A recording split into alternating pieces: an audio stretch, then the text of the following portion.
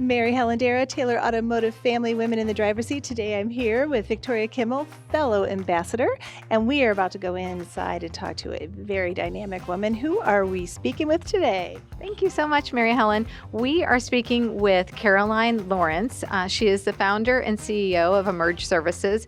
Caroline has a wealth of experience with the Social Security Agency, as well as some other interesting experience as well. She asked me to share that she is not associated with the Social Security Office at this time, but she consults and advises many different people on how to get the most out of their benefits. She's truly dynamic. I cannot wait for you to hear her story. All right, well, let's get going. Let's do it.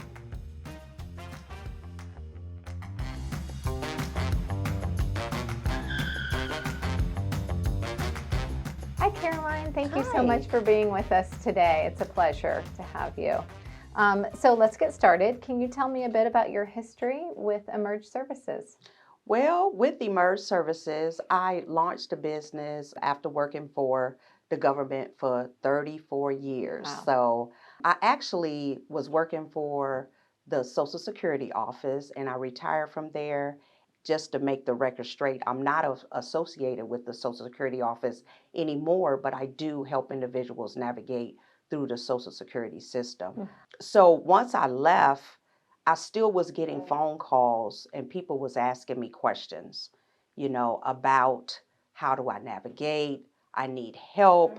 And they were desperately needing help. And that's when I decided, well, that's something that maybe I need to look into, servicing these people that need this help, because it can be very complex. Yes, for sure. So how long have you been steering your organization, and kind of what was the deciding factor? Again, like I was saying about the phone calls from a lot of the individuals that was asking for my help.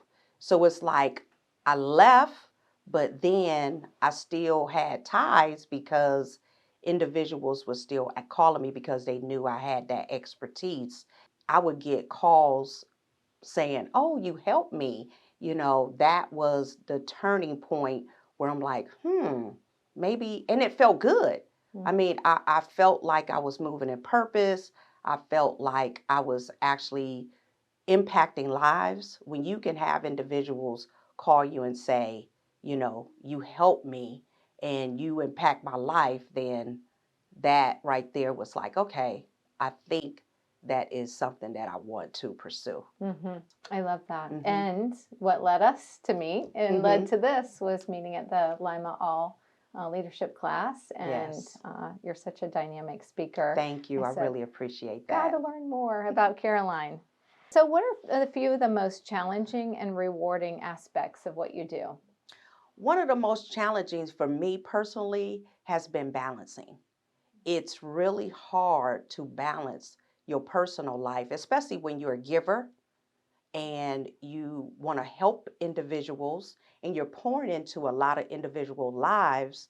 And when people call, you stop what you're doing, you put them before yourself, and just that balancing, because I was programmed for 34 years, work, work, work, work, work. So although I retired and I launched my own business, I still was moving in that way. Work, work, work, work, work. And I'm like, wait a minute, I'm retired. So that balancing act was hard for me because individuals, sometimes they would want to see you at certain times and you putting them before yourself. And I have it balanced now, but it took a while. So I had to learn to say, hey, I'm going to put myself first. I'm going to start exercising first before I take a client. I'm going to start eating better. I'm not going to go all day and take client after client after client. And then you feeling lightheaded because you haven't had a meal all day. That was the most challenging for me. And the most rewarding, I'm just going to use an example of an individual that I had assisted. And before they had met me, they didn't have financial stability. They didn't have that independence. They didn't have a car. But once they were approved, then they had that financial stability, they had that independence, and then they was like, I gotta show you something. And when I went outside, they was able to purchase a car. seeing that, how I impact a life where it changed a person's lifestyle, that right there, it means a lot to me. Yeah. And that is the That hits you in most the heart. rewarding. Yes, yes. Yeah, I can see why you love what you do and how powerful to impact people's lives that way. Yes. That's a great story. Thanks for sharing. What's one piece of advice you could give to women who dare to get behind the driver's seat of an organization like yours? One of the things that I would say is surround yourself around positive people. It's very important to connect with positive people, not dream killers, because some individuals, when you talk about your mission, your purpose, and some people they won't see your vision. They won't see it through those eyes, and it's okay. But when people start talking to you like, why are you doing that? Or that doesn't make sense, or I don't think it's a good idea to connect with those type of people, or you should just, blow that off and just let that roll off of your shoulder, because if it's something you believe in, go for it. But I think surrounding yourself around positive people is one of the things I would say. And another thing that I would say is stay focused.